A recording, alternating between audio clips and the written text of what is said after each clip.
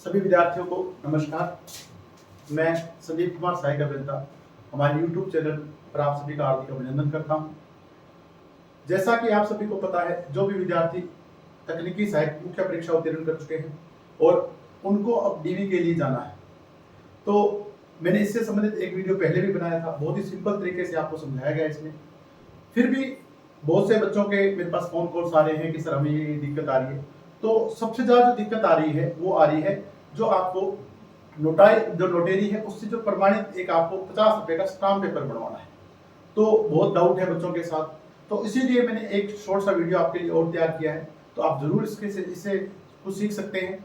जितनी भी आपकी शंकाएं हैं, मैं चाहता हूँ कि आपकी ये शंकाएं सारी दूर हो जाएं।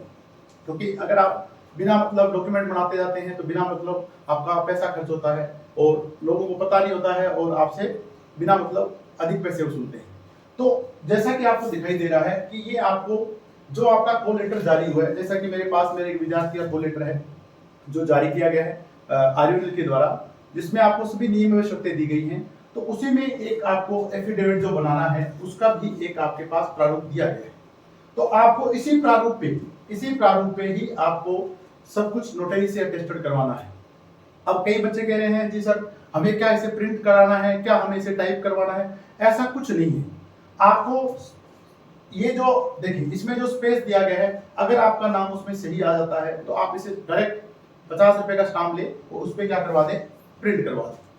अगर आपको लग रहा है ये स्पेस कम या ज्यादा है, जैसे आपको यहाँ पे सबसे पहले आपका नाम लिखना है, ठीक है। जैसे मेरा एक विद्यार्थी है लक्ष्मी नारायण, तो आई लक्ष्मी नारायण, ठीक है, जो कि मेरे पास कॉल लेटर है।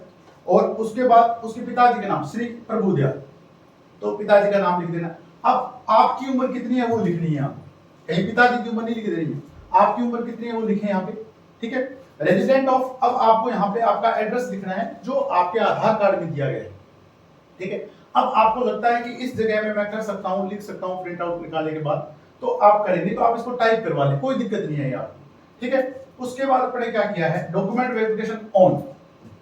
अब आपका जो डॉक्यूमेंट वेरिफिकेशन ऑन है, ठीक है, किस डेट को होने जा रहा है, और for selection on the post of technical third, ठीक है।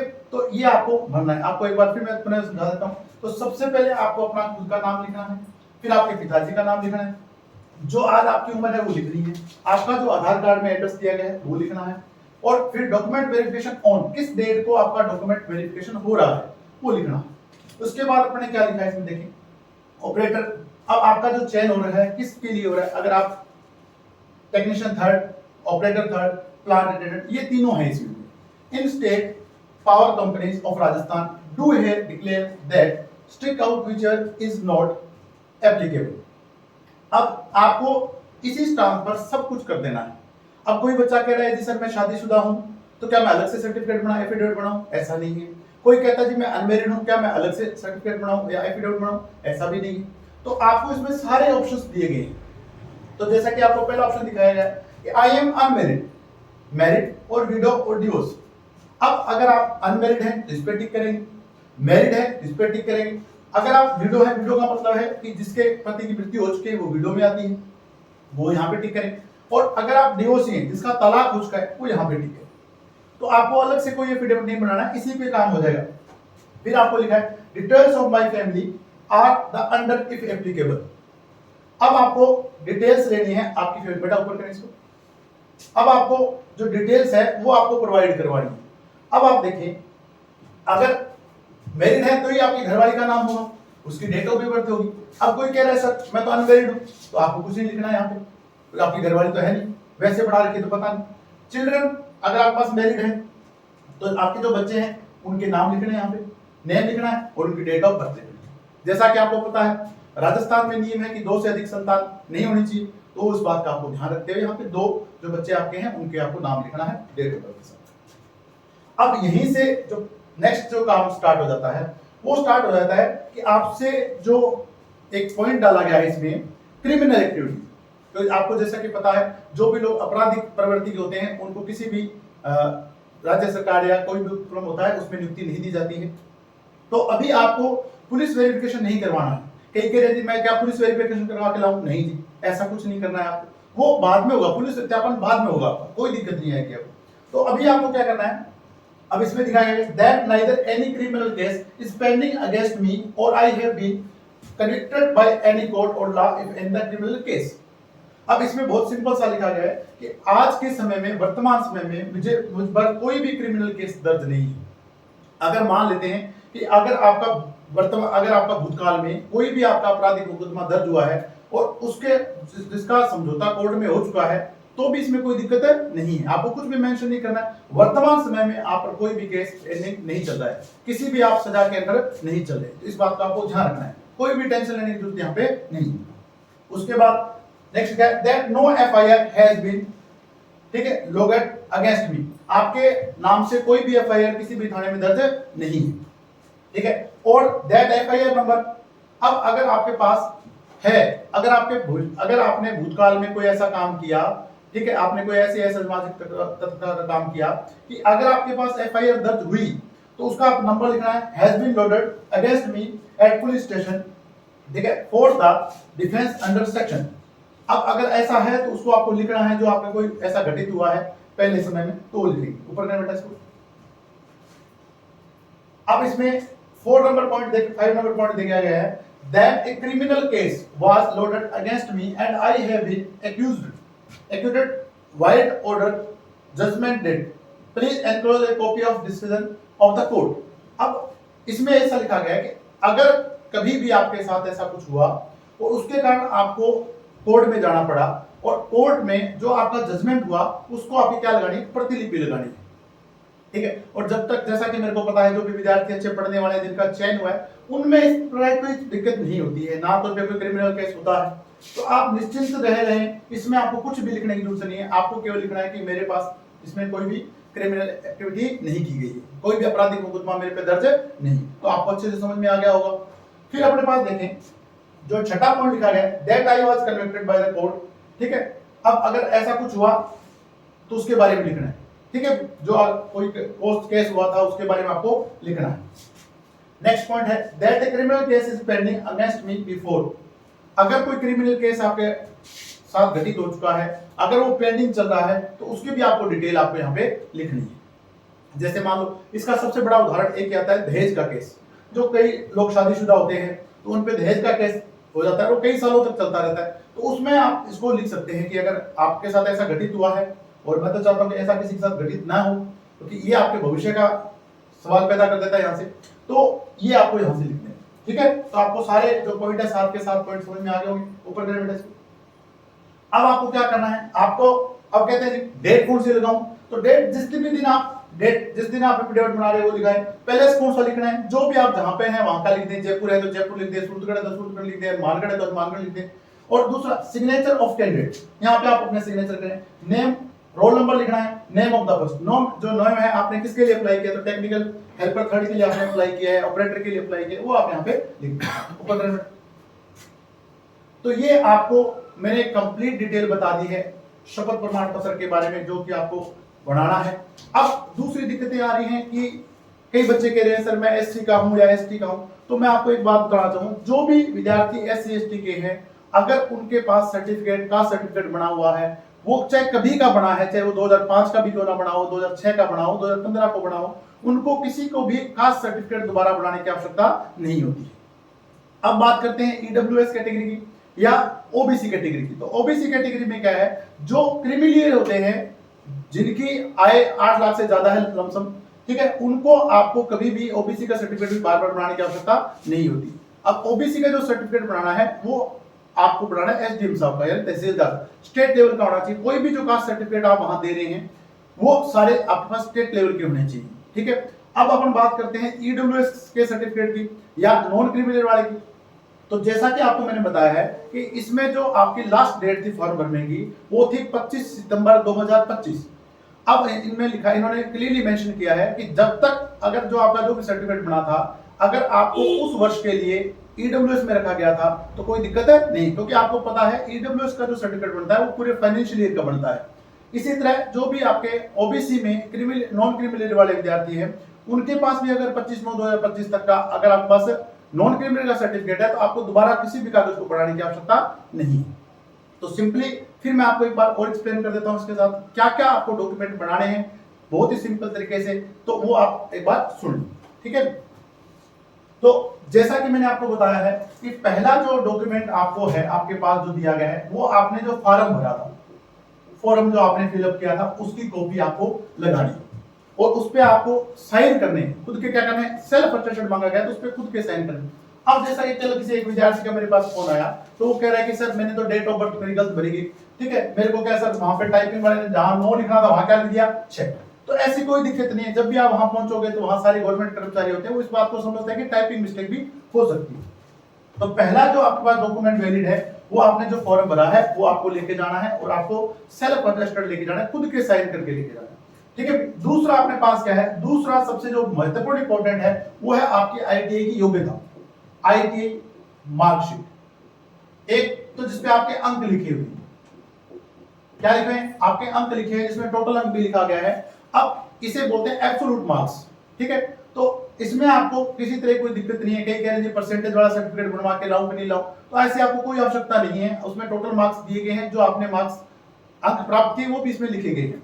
तीसरा आपको लेके आना है, सबसे महत्वपूर्ण है आपका जो सर्टिफिकेट, आईडी सर्टिफिकेट, ये सारे महत्वपूर्ण सर्टिफिकेट हैं, कागज हैं जो आपको वहां लेके जाने हैं, ठीक है, आईटी का सर्टिफिकेट। चौथा इसमें जो आपको डॉक्यूमेंट दिया गया है, ठीक है।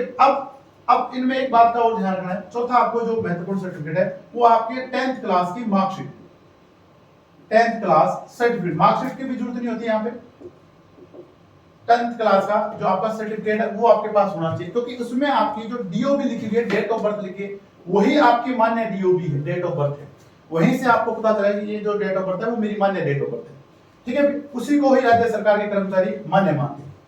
अब इसमें आप 10th की मार्कशीट ले ले, उसके साथ आप क्या लगा दे, सर्टिफिकेट, कोई दिक्कत नहीं आएगी। अब पांचवा जो आपके पास है वो आपका है कास्ट सर्टिफिकेट, यानी जिसे अपन बोलते हैं जाति प्रमाण पत्र सर्टिफिकेट। अब मैंने आपको बता दिया है एससी एसटी के जो विद्यार्थी हैं उनको, और एक इसमें है ओबीसी में, ओबीसी में अगर जो क्रीमी लेयर के हैं, क्रीमी लेयर के जिसके पिताजी जॉब कर रहे हैं और जिसकी वार्षिक आय 8 लाख से ज्यादा है, तो उनको बार बार इसको बढ़ाने की आवश्यकता नहीं होती। बढ़ाने की आवश्यकता किसको है, ओबीसी में जो नॉन क्रीमी लेयर है और ईडब्ल्यूएस, और ईडब्ल्यूएस में भी 1 साल, और अगर आप इसमें शपथ पत्र दे देते हैं तो 3 साल तक आपको आवश्यकता नहीं। फिर आपको इसमें जो डॉक्यूमेंट दिखाना है वो आपको दिखाना है मूल निवास, बोनाफाइड मूल निवास। अब आपको मूल निवास वाला जो प्रमाण पत्र है वो भी आपको आज, ऐसे नहीं कि आज जाके मैं वापस बना के लाऊंगा, तो इसकी भी आवश्यकता नहीं। ये अगर आप 5 साल पुराना भी लेके जाएंगे तो कोई दिक्कत नहीं, क्योंकि आप राजस्थान के बोनाफाइड है, वो आपको इसके आधार पे आपको रिजर्वेशन दिया गया, तो मूल निवास किसी भी डेट का कोई दिक्कत नहीं। छठा, फिर आपके पास है आधार कार्ड। अब आपको ये जो डॉक्यूमेंट आपको दिए गए हैं उसमें इस बात का ध्यान रखना है कि जो आपका नाम है वो सही होना चाहिए एकदम, एक एक अक्षर चेक कर ले, उसमें सारे आपके नाम क्या होने चाहिए, सही होने चाहिए। कई बार अगर नाम में भी दिक्कत है तो वहां पर कोई एफिडेविट दे दिया जाता है कि अगर सर इसमें मेरे नाम में अशुद्धि है, इस अशुद्धि को मैं दूर करके वापस प्रस्तुत कर दूंगा कागज को, तो आपको कोई दिक्कत नहीं आएगी। तो आधार कार्ड, ये आपके सबसे इंपॉर्टेंट डॉक्यूमेंट हो चुके हैं। फिर अपने जो 8 नंबर पे जो डॉक्यूमेंट तैयार किया है वो आपको 50 रुपए वाला एफिडेविट, जो मैंने आपको बताया, जैसे आप शपथ पत्र देंगे और वो शपथ पत्र का प्रारूप आपको दिया गया है, उसी शपथ पत्र के प्रारूप में आपको बना के देना है। तो जो रेगुलर विद्यार्थी हैं उनके लिए ये सबसे 8 जो डॉक्यूमेंट है, सबसे महत्वपूर्ण ये 8 डॉक्यूमेंट है। अब इसी फॉर्म में आपकी जो फीस रिसिप्ट है वो भी आपकी है, जो आपने 2 नंबर पॉइंट में पूछी गई कि जो फीस क्या देनी है, जी फीस रिसिप्ट देनी है, फीस की जो प्राप्ति है, फीस रसीद है वो कहाँ पे है, तो वो भी इसी के अंदर है, ठीक है। तो यहाँ पर भी आपको कोई दिक्कत नहीं आने वाली। तो ये जो आपके, जो मैंने आपको 8 डॉक्यूमेंट बताए हैं, सबसे पहले आपको उनको अच्छे से तैयार करना है। जब भी और जो भी आपके पास डॉक्यूमेंट है, अब आप कहीं कहते हैं जी मैंने बीए कर रखी है, तो आपको उससे कोई मतलब नहीं। अब 8 के बाद एक और महत्वपूर्ण डॉक्यूमेंट रह गया है, एक अपने पास आ गया है आपका चरित्र प्रमाण पत्र। अब आपको चरित्र प्रमाण पत्र के बारे में बताया, यहाँ पे भी कई बच्चों को बड़ी दिक्कत आ रही है। ये चरित्र प्रमाण पत्र आपको टोटल 3 बनाने हैं, 3 चरित्र प्रमाण पत्र है। एक तो आपको बनाना है जहां से आप पढ़ाई कर चुके हैं। अब पढ़ाई का मतलब कोई कहता सर मैं तो जिस आईटीआई में था वहां पे वो आईटी कॉलेज ही बंद हो गया, कोई दिक्कत नहीं है, आपने जहां से 12वीं की वहां से बनवा लो, जहां से आपने बीए की वहां से बनवा लो, ठीक है। तो आपको जहां संस्था में आप पढ़े हैं वहां से आप बनवा सकते हैं, कोई दिक्कत नहीं, सब बना के देते हैं, राज्य बना के देते। एक मिठाई का डब्बा लेके जाए, आपको राज्य बना के देंगे। दूसरी बात जो देखिए क्या है, 2 आपको बनाने हैं और करेक्टर सर्टिफिकेट। तो एक जो कैटेगरी सर्टिफिकेट चित्र प्रमाण पत्र बनाना है वो आप सरपंच से बना सकते हैं अगर आप ग्रामीण हैं। अगर आप शहरी हैं तो आप पार्षद से बना सकते हैं। दूसरा जो चित्र प्रमाण पत्र आपकी गली में कोई शिक्षक रह रहे हैं उनसे बनवा लें, कोई भी गवर्नमेंट कर्मचारी है उससे आप बनवा सकते हैं। तो दो आपको वो लगाने, ठीक है। तो टोटल आपको ये 3 बनाना है, एक तो संस्था का बनाना है, एक तो संस्था का बनाना है और 2 व्यक्तिगत बनाना है, 2 व्यक्तिगत आदमियों के बनाने हैं, ठीक है। तो आपको इसमें भी कोई दिक्कत नहीं आएगी, ठीक है। कोई पार्षद है उससे बनवा लें, कोई आपका गवर्नमेंट कर्मचारी है उससे बनवा लें, ठीक है। तो कोई दिक्कत। तो ये सारे डॉक्यूमेंट आपको 2 सेट तैयार करने हैं, 2 सेट तैयार करने हैं इनके फोटोकॉपी की, ठीक है। और अच्छे से उनको स्टेपल करके लेके जाए एकदम तरीके से, ठीक है। और उसके बाद आपके जो ओरिजिनल डॉक्यूमेंट है वो लेके जाएं और कम से कम आप 4 पासपोर्ट साइज फोटो अपने जेब में लेके जाएं, ठीक है। कोई भी आपको दिक्कत नहीं आएगी। और अगर फिर भी आपको दिक्कत आ रही है तो जैसा कि मैंने आपको मोबाइल नंबर मेरा मेंशन करता है 9414885367, इस पर आप अपने जो डॉक्यूमेंट है उनकी स्कैन करके आप मेरे को भेज दें। मैं आपके हर एक डॉक्यूमेंट चेक करूंगा और उसके बाद आपको बता दूंगा कि किस डॉक्यूमेंट में आपकी दिक्कत है, ठीक है। क्योंकि आज तक मैं 2017 से जो आईटी के विद्यार्थी हैं उनको पढ़ा रहा हूं और लगभग हमारे 80 से अधिक सिलेक्शन हो चुके हैं। और हर बार मैं मेरे जितने भी बच्चे आते हैं जो विद्यार्थी चयनित होते हैं उनके डॉक्यूमेंट मैं खुद चेक करके भेजता हूं। और मैं खुद एक गवर्नमेंट कर्मचारी हूं और हमें इस जो डीवी की प्रक्रिया इससे हम गुजर चुके हैं और हमारे साथी वहीं जाते हैं, वो हमें सब चीजों के बारे में बताते हैं। तो आपको इस तरह कोई दिक्कत नहीं आएगी। जो कई लोग हैं बिना मतलब कि अफवाहें फैलाते हैं कि ये बनाना है ये बनाना है, तो उन बातों में आपको नहीं आना है। बहुत ही संयमित तरीके से आपको सारे डॉक्यूमेंट बनाने हैं। फिर भी अगर आपको कोई दिक्कत आ रही है तो आप मेरे इस नंबर पर संपर्क कर सकते हैं। इसी के साथ एक महत्वपूर्ण सूचना और भी है मेरे प्यारे विद्यार्थियों, जो भी विद्यार्थी गंगानगर मानगढ़ या सूत्रगढ़ क्षेत्र के हैं, ठीक है, उनके लिए या चूरू के हैं, जो भी मेरे सूत्रगढ़ क्षेत्र में के पास के विद्यार्थी है, मेरे द्वारा इलेक्ट्रिशियन थ्योरी की जो क्लासेज है वो निःशुल्क दी जाती है। और इस बार हमारे 35 विद्यार्थियों का डीवी में चयन हुआ है। तो अगर आपके पास किसी तरह की कोई दिक्कत है, आपके पास आर्थिक अभाव है जिसके कारण आपकी पढ़ाई को लगातार नहीं कर पा रहे हैं, तो आप मेरा जो कोचिंग संस्थान है वो ज्वाइन कर सकते हैं। अगर आपको आने में दिक्कत है तो मेरा खुद का एक कोचिंग का ऐप बना रखा है मैंने, टीसीसी सूत्रगढ़ के नाम से। तो इस ऐप पर आपको केवल 30 रुपए में, केवल आपको 30 रुपए में आपको जो इलेक्ट्रिशियन थ्योरी है उसका पूरा सिलेबस आपको मिल जाएगा, ठीक है। अगर आप इसमें टोटल जो चार्ज आपका एक बार लगेगा 258 रुपए या 265 रुपए लगता है, ठीक है। आप मेरे को स्कैनर भेज दें, मैं आपको वापस जो पेमेंट आपकी जो बचेगी वो वापस खाते में डाल दी जाती है। और इसमें जो 30 रुपए जो आपका हमारा ट्रांजेक्शन चार्ज लगता है वही आपके से लिया जाता है। तो किसी भी प्रकार की कोई दिक्कत आ रही है आपको तो आप मुझसे संपर्क करें, ठीक है, या आप व्हाट्सएप पे नंबर मैसेज डाल दें तो आपको किसी तरह की दिक्कत नहीं आएगी। तो इसी के साथ मैं इस वीडियो को विराम देना चाहूंगा और एक बार आपसे मैं कहूंगा कि आप बहुत ही प्रतिभाशाली विद्यार्थी हैं जो तकनीकी सहायक की परीक्षा को उत्तीर्ण किया आपने, तो बहुत ही अच्छा पेपर आया था, ठीक है। और इस मौके को व्यर्थ ना जाने दें, जो भी डॉक्यूमेंट है अच्छे से बनाएं, ठीक है। तो अलविदा देना चाहूंगा। जय हिंद, जय भारत, जय राजस्थान। बहुत बहुत धन्यवाद।